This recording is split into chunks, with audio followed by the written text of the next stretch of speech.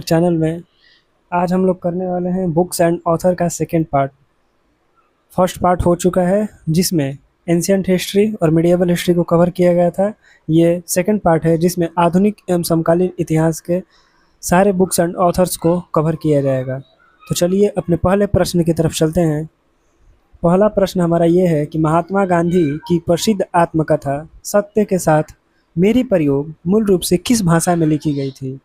तो मूल रूप से यह गुजराती भाषा में लिखी गई थी। 1921 ईस्वी में इस बुक को लिखा गया था। चलिए नेक्स्ट प्रश्न की तरफ चलते हैं कि भारत के किस पूर्व प्रधानमंत्री ने प्रसिद्ध पुस्तक द डिस्कवरी ऑफ इंडिया लिखी थी? तो डिस्कवरी ऑफ इंडिया जो है वो जवाहरलाल नेहरू ने लिखी थी। चलिए नेक्स्ट प्रश्न की तरफ चलते हैं कि प्रसिद्ध उपन्यास गीतांजलि के लिए 1913 में नोबेल पुरस्कार जीतने वाले रविंद्रनाथ टैगोर पहले एशियाई बने। यह मूल रूप से किस भाषा की कृति है? तो यह मुख्य रूप से बंगाली भाषा की कृति थी। चलिए नेक्स्ट प्रश्न की तरफ चलते हैं। भारत के missile man doctor APJ Abdul Kalam की प्रसिद्ध आत्मकथा का नाम क्या है? तो डॉक्टर एपीजे अब्दुल कलाम की प्रसिद्ध आत्मकथा का नाम विंग्स ऑफ फायर है। चलिए नेक्स्ट प्रश्न की तरफ चलते हैं। प्रसिद्ध ऐतिहासिक पुस्तक अनहैप्पी इंडिया के लेखक निम्नलिखित में से कौन थे? तो अनहैप्पी इंडिया के लेखक लाला लाजपत राय थे, जिन्हें पंजाब केसरी के नाम से भी जाना जाता था। चलिए नेक्स्ट प्रश्न की तरफ चलते हैं। भारत में ब्रिटिश आर्थिक शोषण का पर्दाफाश करने वाली पुस्तक poverty and un British rule in India के लेखक कौन थे? तो इसका सही आंसर होगा दादा भाई नौरोजी। इन्होंने ही poverty and un British rule in India पुस्तक के लेखक थे। चलिए नेक्स्ट प्रश्न की तरफ चलते हैं। स्वतंत्रता सेनानी सुभाष चंद्र बोस द्वारा लिखित प्रसिद्ध ऐतिहासिक पुस्तक का नाम क्या है? तो सुभाष चंद्र बोस द्वारा लिखित पुस्तक का नाम द इंडियन स्ट्रगल है। चलिए नेक्स्ट प्रश्न की तरफ चलते हैं कि मौलाना अबुल कलाम आज़ाद द्वारा लिखी गई प्रसिद्ध वैचारिक पुस्तक इंडिया विंस फ्रीडम का मुख्य विषय क्या है? तो भारत के पहले शिक्षा मंत्री कौन थे? मौलाना अबुल कलाम आज़ाद। तो इनके द्वारा पुस्तक इंडिया विंस फ्रीडम का जो मेन पॉइंट था वह इंडिया फ्रीडम स्ट्रगल यानी भारतीय स्वतंत्रता संग्राम था। चलिए नेक्स्ट प्रश्न की तरफ चलते हैं कि महान स्वतंत्रता सेनानी बाल गंगाधर तिलक द्वारा जेल में रचित प्रसिद्ध ग्रंथ गीता रहस्य किस जेल में लिखा गया था? तो किस जेल में लिखा गया था? तो मांडले जेल। इसका सही आंसर होगा मांडले जेल। मांडले जेल में गीता रहस्य नामक पुस्तक लिखा गया था बाल गंगाधर तिलक। चलिए नेक्स्ट प्रश्न की तरफ चलते हैं कि प्रसिद्ध उपन्यास ट्रेन टू पाकिस्तान के लेखक निम्नलिखित में से कौन है? तो ट्रेन टू पाकिस्तान के लेखक खुशवंत सिंह हैं। चलिए नेक्स्ट प्रश्न की तरफ चलते हैं। माई कंट्री माई लाइफ निम्नलिखित में से किस भारतीय राजनेता की आत्मकथा है? तो my country my life Lal Krishna Advani की आत्मकथा है। चलिए नेक्स्ट प्रश्न की तरफ चलते हैं। प्रसिद्ध पुस्तक the God of small things के लिए बुकर पुरस्कार जीतने वाली पहली भारतीय महिला कौन है? तो the God of small things के लिए अरुंधति रॉय को the God of small things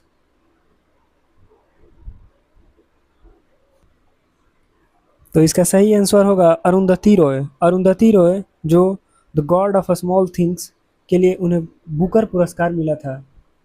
चलिए नेक्स्ट प्रश्न की तरफ चलते हैं। अंतर्राष्ट्रीय बुकर पुरस्कार 2022 जीतने वाले हिंदी उपन्यास रेत समाधि की लेखिका कौन है? तो इसका सही आंसर होगा tomb of sand Gitanjali Shree इसकी लेखिका हैं।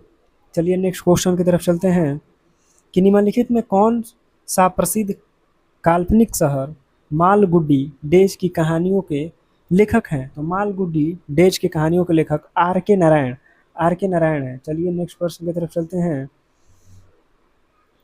भारत के प्रधानमंत्री नरेंद्र मोदी द्वारा युवा छात्रों के लिए चुना तनाव मुक्त तनाव मुक्त परीक्षा देने हेतु लिखी गई पुस्तक का नाम क्या है? तो उनके द्वारा लिखी गई पुस्तक का नाम एग्जाम वॉरियर है। चलिए नेक्स्ट प्रश्न की तरफ चलते हैं।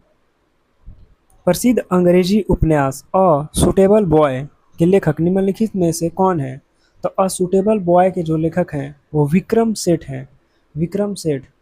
चलिए नेक्स्ट प्रश्न की तरफ चलते हैं कि प्रसिद्ध वैश्विक best seller the white tiger उपन्यास के लेखक कौन है जिन्हें इसके लिए मैन बुकर पुरस्कार मिला था? तो इसका सही आंसर होगा अरविंद अडिगा। चलिए नेक्स्ट प्रश्न की तरफ चलते हैं। ब्रिटिश भारतीय लेखक सलमान रुश्दी का वह कौन सा प्रसिद्ध उपन्यास है जिसके लिए उन्हें बुकर ऑफ बुकर्स का पुरस्कार मिला था? तो सलमान रुश्दी के द्वारा मिडनाइट चिल्ड्रंस जो था, इनके लिए उन्हें बुकर ऑफ बुकर्स का पुरस्कार मिला था। इनका अभी रिसेंटली एक बुक लॉन्च हुआ है एट द 11th आवर इनका ही नया पुस्तक लॉन्च हुआ है, तो ये भी याद रखें। चलिए नेक्स्ट प्रश्न की तरफ चलते हैं कि प्रसिद्ध भारतीय अंग्रेजी लेखक अमिताभ घोष का कौन सा उपन्यास अफीम युद्ध ओपियम वार्स की पृष्ठभूमि पर आधारित ईबिस ट्रिलॉजी का हिस्सा है? तो इसका सही आंसर होगा द सी ऑफ पॉपीज। इसका सही आंसर होगा सी ऑफ पॉपीज। ठीक, चलिए नेक्स्ट प्रश्न की तरफ चलते हैं। प्रसिद्ध राजनीतिज्ञ शशि थरूर द्वारा लिखित पुस्तक एन एरा ऑफ डार्कनेस किस औपनिवेशिक काल पर आधारित है? एन एरा ऑफ डार्कनेस जो है वो British empire in India, British साम्राज्य काल पर आधारित वो पुस्तक है, an era of darkness. Shashi Tharoor कांग्रेसी लीडर हैं एक। चलिए नेक्स्ट प्रश्न की तरफ चलते हैं। प्रसिद्ध उपन्यास फ्रीडम एट मिडनाइट के लेखक निम्नलिखित में से कौन है? तो फ्रीडम एट मिडनाइट के लेखक हैं लैरी कॉलिंस और डोमिनिक लापिएरे। लैरी कॉलिंस और डोमिनिकी लैपिएरे फ्रीडम एट मिडनाइट के लेखक हैं। चलिए नेक्स्ट प्रश्न की तरफ चलते हैं कि प्रसिद्ध हिंदी साहित्यकार फणीश्वर नाथ रेणु द्वारा रचित आंचलिक उपन्यास मैला आंचल की पृष्ठभूमि बिहार का कौन सा जिला है? तो बिहार के पूर्णिया जिला का वर्णन किया गया है मैला आंचल में। चलिए नेक्स्ट प्रश्न की तरफ चलते हैं कि क्रिकेट इतिहास के महान बल्लेबाज सचिन तेंदुलकर की आधिकारिक आत्मकथा का नाम क्या है? तो इनका होगा प्लेइंग इट माई वे सचिन तेंदुलकर द्वारा लिखा गया है प्लेइंग इट माई वे। चलिए नेक्स्ट प्रश्न की तरफ चलते हैं कि नोबेल पुरस्कार विजेता अर्थशास्त्री अमर्त्य सेन द्वारा लिखित किस पुस्तक में भारतीय विचार और विमर्श और तर्क की परंपरा का वर्णन है? तो द आर्गुमेंटेटिव इंडियन आंसर होगा। चलिए नेक्स्ट प्रश्न की तरफ चलते हैं और ये हमारा लास्ट प्रश्न है कि प्रसिद्ध समकालीन अंग्रेजी उपन्यास द पैलेस ऑफ इल्यूजन्स के लेखिका कौन है जो महाभारत को द्रौपदी के नज़रिए से प्रस्तुत करती हैं? तो इसका सही आंसर होगा चित्रा बनर्जी दिवाकरुणी। चलिए बस इतना ही। Thank you, that's all.